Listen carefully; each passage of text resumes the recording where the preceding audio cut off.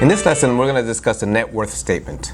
So the net worth statement is one of the essential elements at creating wealth and monitoring your progress over time.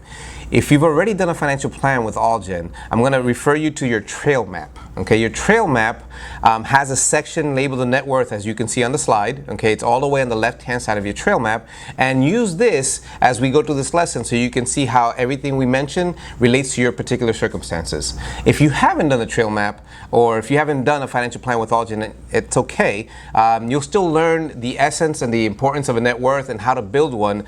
It just helps if you have the trail map tool to also compare your particular circumstances. But hang in there if you haven't, and we promise you're going to get something out of this, and you'll be able to still build a net worth statement for yourself and use it as a tool towards your financial progress towards financial freedom. So what is a net worth?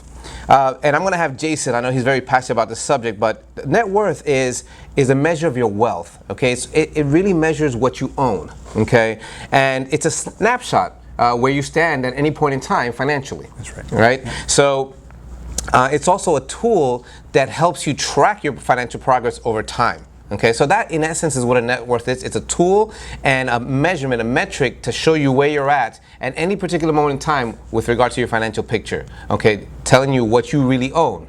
Now, why is this important? Okay, Jason, I'm hogging up the beginning now. Yeah, no, but I'm gonna let you talk in a minute here. But net worth is so critical because, especially in our society, Jason, a lot of people, when they talk about their financial success, because they're measured like this by financial institutions, okay, they usually go to what's called their FICO score. Right. Okay, the FICO score is your credit score, in other words. Okay, and we think that's a horrible measurement of your financial success because your FICO score really tells you how well you borrow money, how well you handle someone else's money, okay? And we don't want that to be your measurement of success. We want ultimately for you to know how well you manage and grow your money. That's right. Does that make sense? Yeah, absolutely. I mean, in America, we're so concerned and we're even proud of how high our credit score is. Right. And one of the biggest questions we get is, how do I raise my credit score? Right. And it's funny because I tell people sometimes, one of my goals one day is to have a credit score of 0.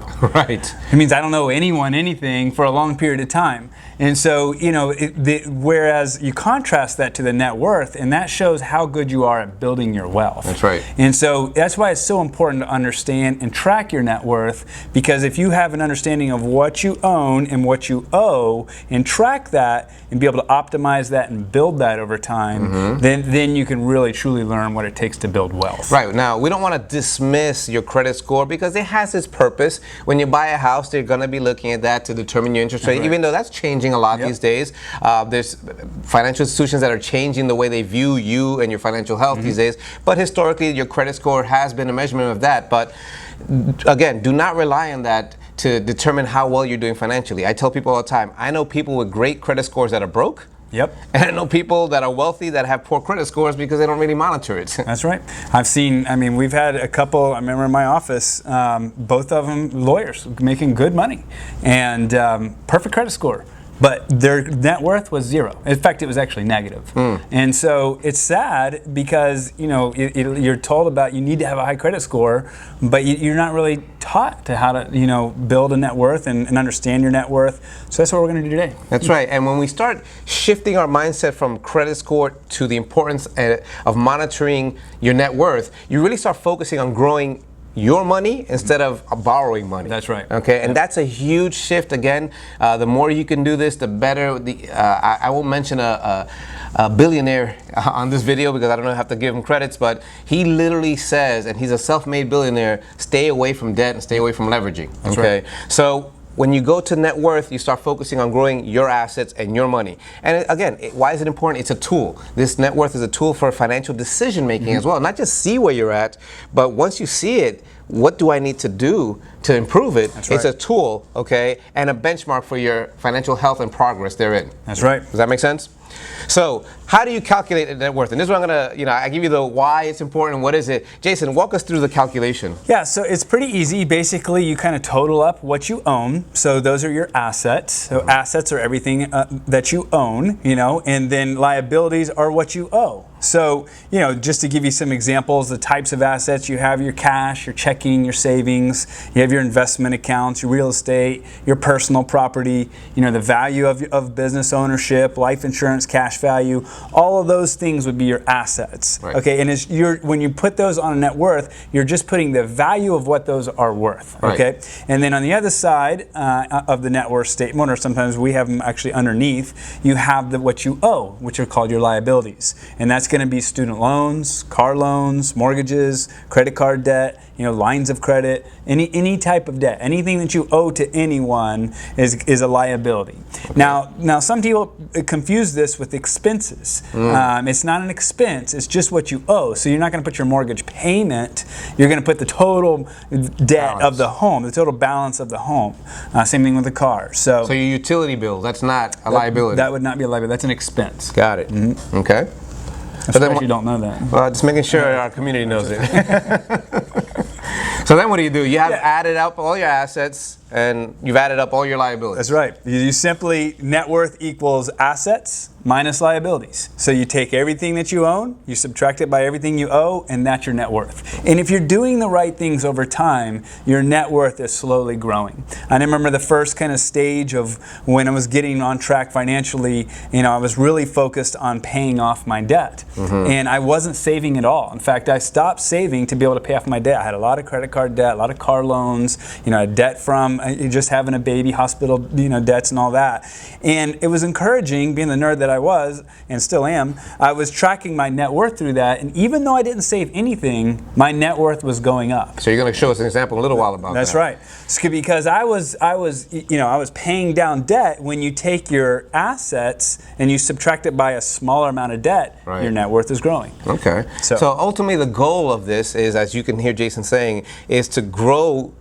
If you have a negative net worth, which a lot of young people do, if they have student loans and mortgages, a lot of people have or start off with negative. Don't be alarmed by that when you do your net worth statement. Don't be discouraged. This is a starting point, and we're going to grow it from here. So if you have a negative net worth, your first goal is to get it positive. Right. Okay. And then if you have a positive, or once you have it positive, is to actually keep it growing. Yep. Because at the end of the day, this is going to be a measure of your financial health. That's right. Okay. And then we'll later in other modules talk about how that plays into retirement, etc. Okay. But goal is positive net worth, which ultimately, as you grow, that leads to wealth, which ultimately, as we say at AllGen, leads to your financial freedom. That's right. So when you start calculating these things, you add up all your assets, you add up all your liabilities, okay? When you put that on a piece of paper, and again, if you have your tracker plan, you can see it there, okay? If you don't, we'll show you an example of what that looks like, okay?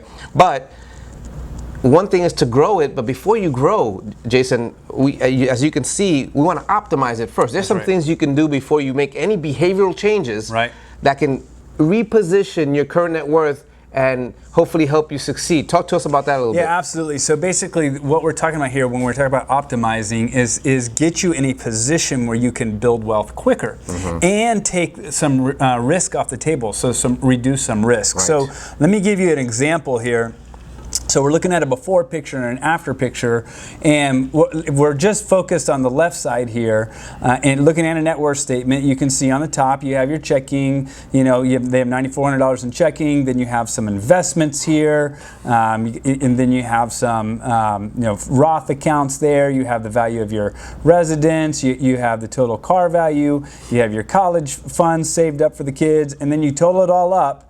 And that's the total of your assets. $605,855. That's right. And so then you got your debts. You got your credit card debt, you got your car loan, you got your student loan, you got your mortgages, or your mortgage, and then that totals up your liability. So you have $298,000 in debts. So if you add up the $605,000 and subtract that by the liabilities, you get your net worth of $306,900. So total assets, $605,855.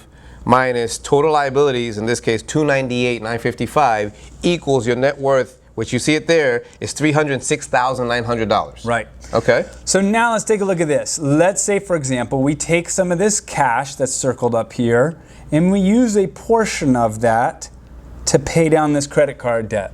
Okay, so you basically, it's $2,780. So you're going to subtract that from the cash. You're going to pay off the credit card. Now, You're why? gonna pay it off completely. Pay it off completely. So that will end up being zero. And so what you've essentially done there is you've used cash that's in a checking or savings account, essentially earning nothing. Okay, and now you're paying off a credit card that can be anywhere from 12, 18, or even more, a higher percentage rate than that every year.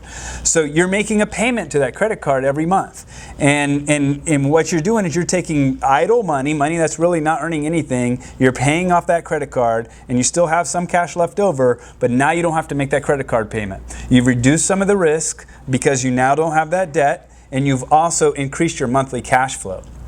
So now let's look over here on the after once you do that. So once you do that, you can see your cash is down at $6,620 and your credit card debt is zero. Look what happened to the net worth. Net worth is exactly the same as it was before. This is a net worth neutral move.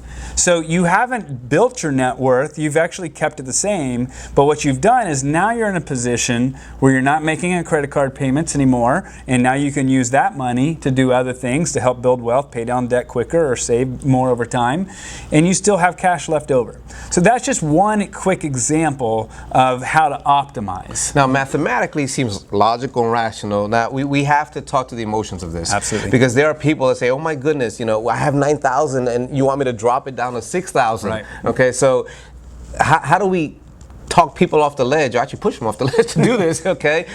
In terms of, yes, we want you to have less cash, but understand that having more cash is not actually helping you, because this $2,700 that you had over here you might be paying 10, 15, 20, 30% in some cases, That's okay? right. So now, money that's earning you nothing on the 9,000 up top, and you're over here paying, anywhere from $300 to $500, $600 a year just on interest alone is hurting you. So you're actually going backwards. Yep.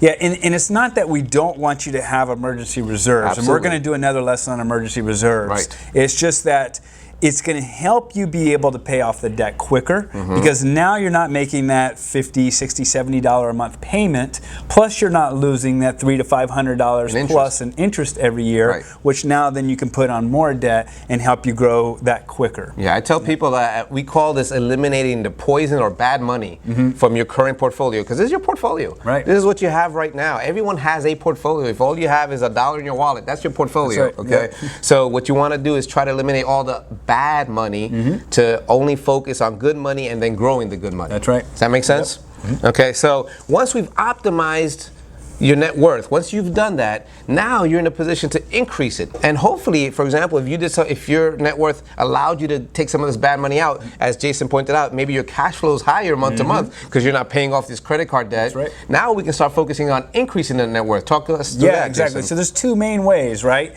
One way is to decrease your liabilities, or we like to eliminate them completely. Right. And we talk about this as we go through the path to financial freedom, how we're first focused on eliminating the consumer debt. Right. And the consumer debt would be your credit cards, your car loans, your student loans, any recreational vehicles, motorcycles, boats, that type of stuff. Take care of that first, pay those off, and then build up your emergency reserves, which we'll get more deeper in that in another lesson.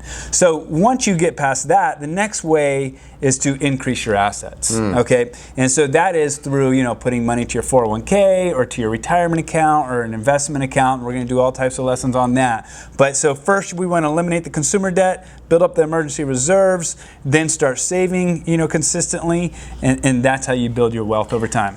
Now, Jason, some people tell me, listen, why would I pay off my car debt? I'm paying 1.2%. I got this interest-free loan for a year. Yep. I bought furniture, 0 interest for 12 months. That's right. Why would I pay that off when I can be earning money in the stock market or in my mutual funds, or not right now, but maybe someday in a savings account? Why would I do that? Yeah, it's number one, it reduces your risk, and number two, it increases your cash flow. And so the stock market or the real estate market, investments in general, there's no guarantee with that. Right. We know those go down a lot and they can go up a lot. And we're fans of it, obviously. We are. We're big believers in investing over time, but it also puts you in a position, if you can imagine a day when you're completely debt-free, okay, how much easier it is to go through a really bad market. Right. You're not tempted to pull from your investments at a bad time.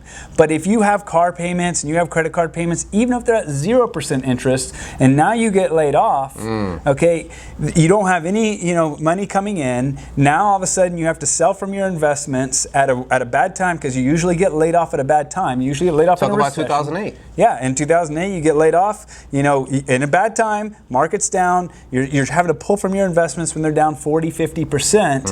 And it just, if you had no debt, your expenses would be a lot lower. Right. And obviously if you have emergency reserves, which we're going to talk about, then you can get through those times and you're not going to have to pull from your investments. Plus, emotions play a big part in investing. That's right. And people can get really scared during bad times, whether it's a pandemic, whether it is, a financial crisis, tech bubble, those things drive emotions. Right. And the more debt you have, the more subject you are to making a bad decision and pulling from your investments when things are down. That's exactly right. This is why, again, it's really critical that you optimize your net worth. Calculate it first, optimize it, and then look to grow it. Now, again, if you're an AllGen client, you probably have done your tracker plan already, and you can look at your net worth and obviously ask us any questions on how to better that. If you haven't, there are other resources out there. Again, we invite you to join the AllGen family, okay, and we'll help you do that and create your own plan. But if not, there's Microsoft Money, Dave Ramsey has, there's Excel, there's all kinds of tools, but it's critical, and we want to highly encourage you to start with your net worth so you can then start your journey to your financial freedom. So we hope this helps, and we hope to see you soon.